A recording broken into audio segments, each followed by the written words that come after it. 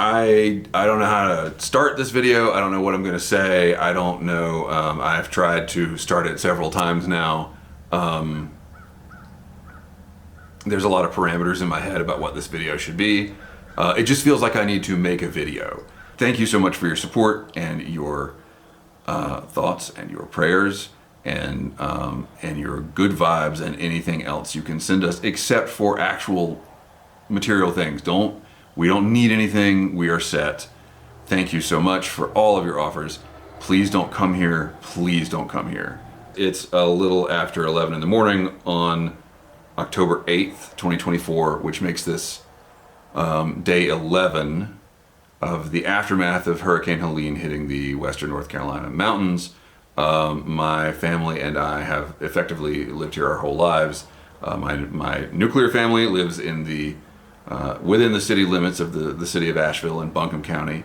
Our extended family live in outlying areas, some very, very rural.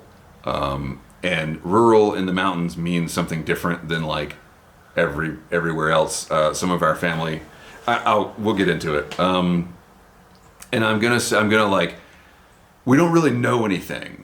Is the other hard part about making this video is I don't have facts, I don't have data. We lived in the dark, literally and figuratively. We lived in the dark for a week with no connectivity, no ability to read the news, the national news, the local news. There was no local news. I knew more than 99% of the population because I am a ham radio operator. There is a fog of disaster, just like there is a fog of war, and there's an incredible amount of misinformation and intentional disinformation and propaganda campaigns by bad actors happening right now. I don't want to contribute to it, and you know what I'm trying to say. But I'm going to try to give you my best read on things.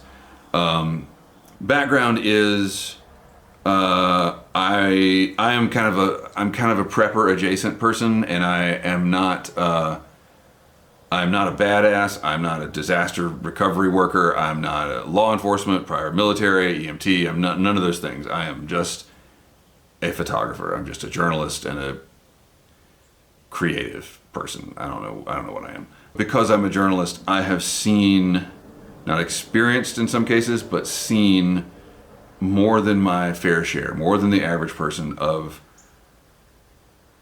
horrible stuff, awful stuff, disasters, personal tragedies, other people going through, and me going through them, and yeah, for whatever reason, my life has been populated more by these things than the average person. So when you're in a situation like this, everyone says the same things. Everyone always says the same phrases: utter devastation, catastrophic, I've never seen anything like it,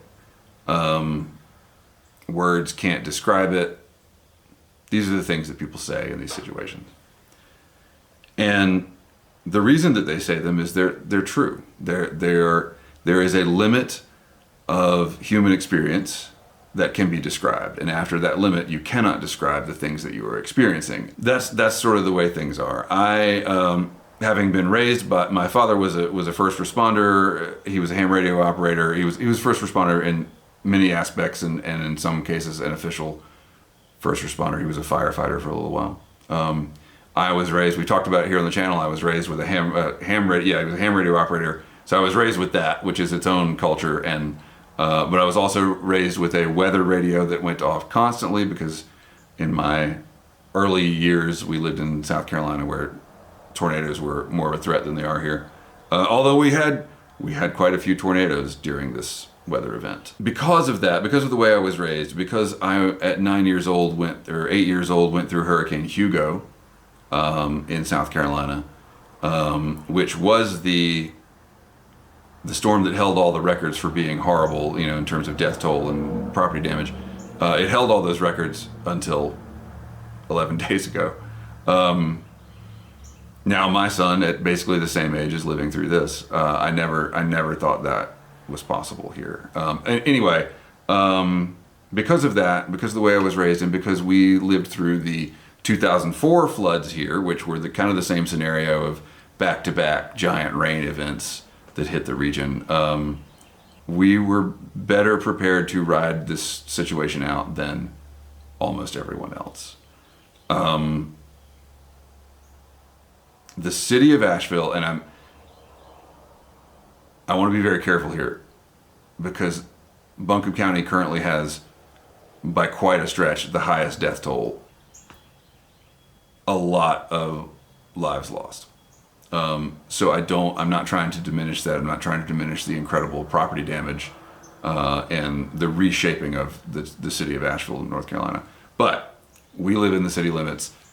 The city fared pretty well. Outlying counties are not okay. Outlying counties, we're 11 days in, there are still people who have not been contacted. There are still people in these places that we know they're up there, we just can't get to them. Do they need airdrops? We don't know. There are places that are so remote that they have not been accessed yet. And there are a friend of mine's coworker is getting airdrops to her house. She can communicate out, can't get out. So the National Guard is dropping supplies in her front yard, I guess. That's the kind of place this is, where like a bridge washes out and entire communities are completely cut off. I think that the current nature of things is that we're stabilized here, but in the outlying counties,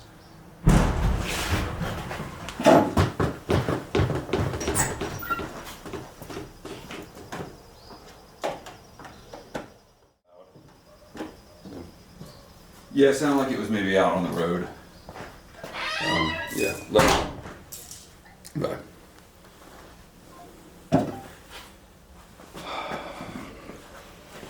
Are we still going? Okay. We're all a little shaky right now. I don't know what that was. Big crash outside.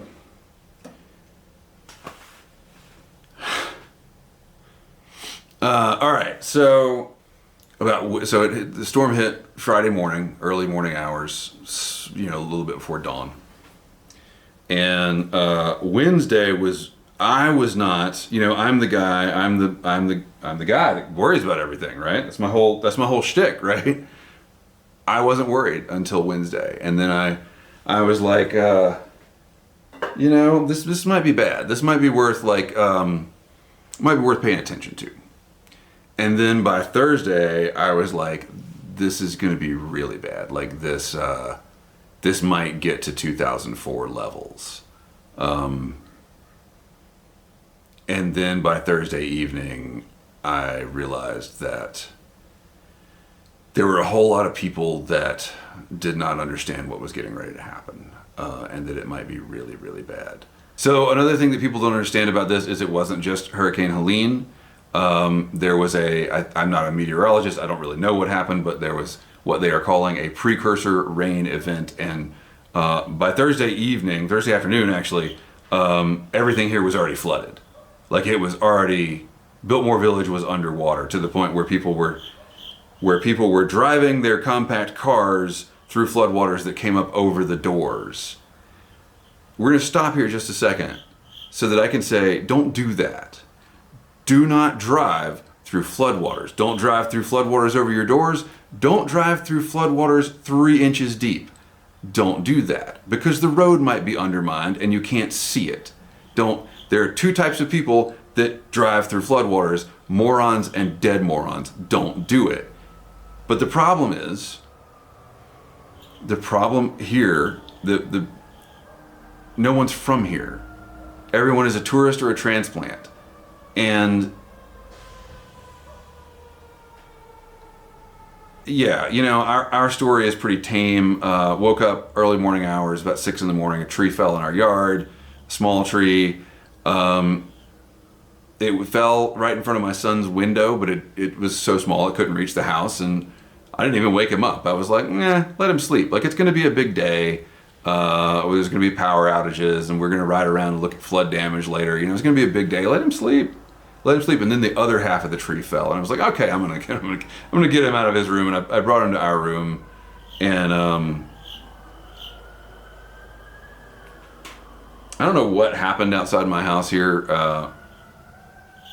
They're rolling quite a bit of response to it. Anyway, that was it for the morning. And then the winds, when the sun came up, we kind of watched the wind for a while. I went back to sleep for a little bit. I've seen hurricane winds before. And we knew that we were going to be flooded in. Our neighborhood was going to be fine, but on a few sides we're surrounded by the same creek, and it has flooded in the past. It flooded in 2021. Catastrophic flooding. Never seen anything before like it. Flood to end all floods. Can't describe the damage. That sort of thing. During that flood, they did 2 swiftwater rescues in Buncombe County. By the end of Friday, I found out that they had done 150 swiftwater rescues in Buncombe County. And that was one of my clues that things were really bad. 48 hours after the storm hit, we still didn't have cell service. We still didn't have power. And I decided I needed to go do a welfare check on our family in outlying counties. And there was no gas. There was, but I had a full tank because I'm the kind of guy that sees a storm coming and fills up with gas. And so I decided, this is why you fill up with gas. This is worth spending the gas on. And so I drove into Yancey County, which is where I grew up from 10 years old on. And that was when I began to realize what had actually happened. And they are still rolling sirens for whatever hang on a second. I'm going to go check and see what the hell's going on. Okay, well, that was a head-on collision on the road right outside our neighborhood.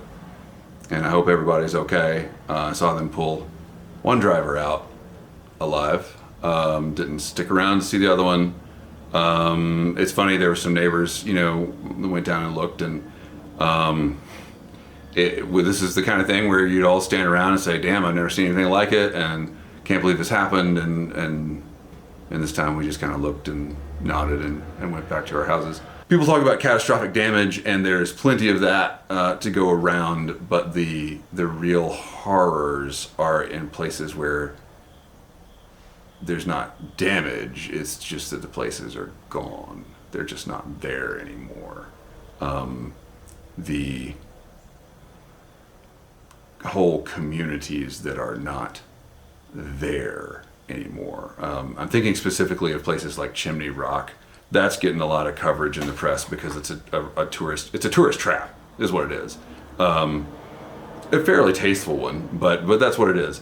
And it was, most of the community was between Highway 9 and the Broad River, and now there is no Highway 9, and the Broad River is much wider than it used to be. And it's just gone. Like, those buildings are not there anymore. But there are a million places like that are not getting coverage. And the thing that comes to mind is there was a trailer park in Yancey County that my buddy's grandma lived in, and I think he might have lived there. I mean, he was certainly spent enough time with his grandma that he was kind of raised there, and I spent enough time with him that I was very familiar with it, and just gone, like it was never there. And I don't know if those people were in the trailers, but he sent me a picture of it, and I would not have recognized it. That's what our entire region looks like right now. Like, our entire region is not just damaged, it is forever, irrevocably changed. And the landscape has changed. Rivers don't flow where they used to. There are mountains that are shaped different than they were. I drove through a section of road. I followed a National Guard truck down a section of road, and there wasn't even a creek on this section of road. I mean, there was probably a seep or whatever, but the mountain has moved. There were houses that used to be up there, and some of them are now down here on the other side of the road, and some of them just aren't. It is, people call it indescribable because it is. There is no way to convey the feeling of of seeing the landscape changed. And yeah, that's what happened. In the past 11 days, things got a lot worse very quickly after this first. I think the first 2-3 days everyone's just in shock, and then everyone realizes they have to keep surviving. That they can't. It's a crazy thing, and I was already familiar with this, so I was better prepared than most. But it's a crazy thing to realize that you can't survive by default. That we go about our lives, we take everything for granted. And by default, I'm going to be able to flush the toilet, right? By default, when I turn on the heat, it'll come on. By default. But it's not by default, actually. It's because there is a very complex web of infrastructure that supports these things. And when people started to realize that, things got pretty tense for a few days. There were shootings in gas lines. My wife was in the grocery store, and they were only letting 10 people in at a time.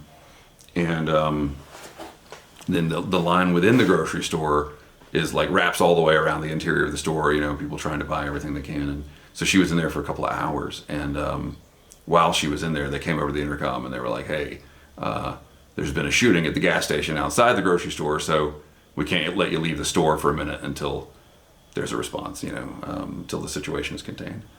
One morning I woke up, 06. Same time the storm hit, it was dark outside, and there was explosions and yelling outside. And I commando roll out of bed and then just lay there because I'm too old to commando roll. I'm just hit the floor and I can't move. Now I got out of bed and the neighbor's house was burning down. And garage apartment situation, 2-story structure fire. And I called 911 and there was nothing but noise. There is no 911. One of the first pieces of news I got the day that Helene hit was that 911 no longer exists all over Western North Carolina. Called 911, no response, just noise. Went running outside with the kitchen fire extinguisher, ran down to my neighbor's house. Had never met this neighbor before, and he was so distraught that he could not really speak. And I've been on the scene of plenty of structure fires, and I had never seen anyone that distraught. And my first assumption was that there was still someone inside, and there was not. Thank God there was not, because it was fully involved. It was a fully involved structure fire, and so. But he was okay. I got, I ascertained, you're not burned. You're okay. And then I had my kitchen fire extinguisher, and what are you going to not use it? Because we didn't know, are the fire trucks going to come? So obviously it's not going to do anything, but do I want to be sitting in therapy 20 years from now talking about how I wish I had just tried to use the fire extinguisher before it burned the whole neighborhood down? So nothing happens. My neighbor comes down from the street, he's got 2 of them, nothing happens, but he was later we said the same thing. It's you bring the fire extinguisher to the fire and not use it. And then they did roll trucks. They rolled 5 trucks because someone texted 911. So they rolled to the neighborhood, but because of where it was, they couldn't find how to get to the fire. They're driving around the neighborhood. We can see the trucks going around. This building is just roaring blaze. So I get on the radio trying to call into the repeater to get the emergency the emergency net control to get to Buncombe Emergency Operations Command to dispatch these fire trucks to where the fire actually is. It ended up, they found it before that went through. But it was a moment of 911 isn't there, and even when the fire trucks are trying to get to you, nothing works. There's all these things that we depend on don't work. Some things that are important to take away. This is a Katrina level event. This is a huge disaster. It is both wide and deep, meaning the devastation is very thorough, and it is across a very wide area. There's a lot of counties affected. I don't know what that means. I don't know. I was talking to a friend last night, and this region will not be the same. The city of Asheville will not be the same. These outlying communities will not return. The other thing that's important to mention is that there is an incredible amount of disinformation, misinformation, and intentional bad lies. There are lies that are politically motivated. It seemed I'm having a hard. I think we're all having a hard time figuring out what is going on, what the play is. I think the simple answer is that the Trump campaign feels like it will make see some kind of benefit from disparaging the federal response here. For whatever reason, they are saying, FEMA is an evil agency that's coming to do evil things. I think it's perfectly legitimate to be suspicious of FEMA or any kind of federal. You know how I feel about that. However, that is not what's happening. But people on the ground who are cult members are buying into it, and they're refusing to go get food and water because they believe FEMA is here to take their land. This is land that wasn't worth anything while it still had a road on it. FEMA doesn't want the land. Like, it's unbelievable. But it doesn't have to make sense. It doesn't have to make sense, because when certain people say these things at the top, President Trump himself or Don Jr. or Laura Loomer or whoever, there are people on the ground that will believe it, and there are people getting hurt, and there are people not getting the help that they need because of these lies, and it's disgusting. I don't even have the energy to be angry about it anymore. It's disgusting. It's sickening. So that's important to cover. It's important that y'all hear it from someone who is here. I don't think FEMA is the best agency. I don't think they're not, they are what they are, and they're just a federal bureaucracy like anything else, so they've never been particularly good at doing what they do. But they're not here to haul anybody off to camps. They're not armed. County sheriffs are armed as hell. County sheriffs they're tacked out. Not FEMA.